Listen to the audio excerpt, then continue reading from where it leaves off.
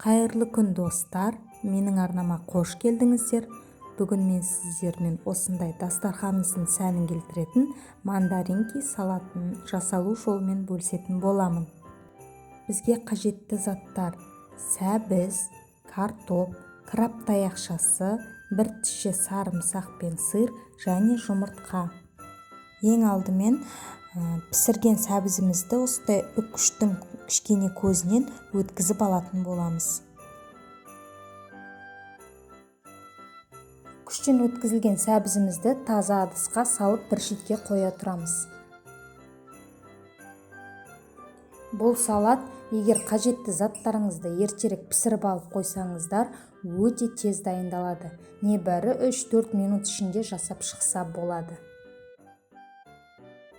Мінекей, үккіштің кішкене көзінен пісірілген картопымызды да және бір тіше сарымсақты да, жұмыртқамызды және сырды барлығын өткізіп алатын боламыз. Қонақ келер алдын жасағандықтан мен бұл салатты формасына келтіріп бірден тарелкаға қойдым. Ал сіздер салат мандарин секілді формасын жақсы ұстауын қаласаңыздар, пищевой пленкаға орағаннан соң мұздатқышқа сәл сала тұруыңызға болады.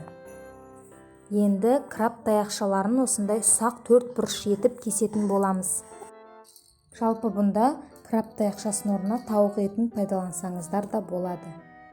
Және дәміне қарай тұз сеуіп, қалауыңызша майонез саламыз.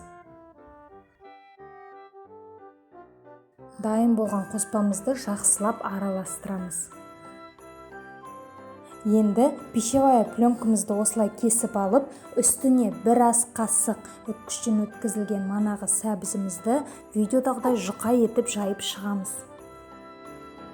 Енді үстіне мана дайындап қойған салмамызды дөңгелек етіп салып, осылай видеодағыдай сыртын сәбізбен қаптайтын боламыз.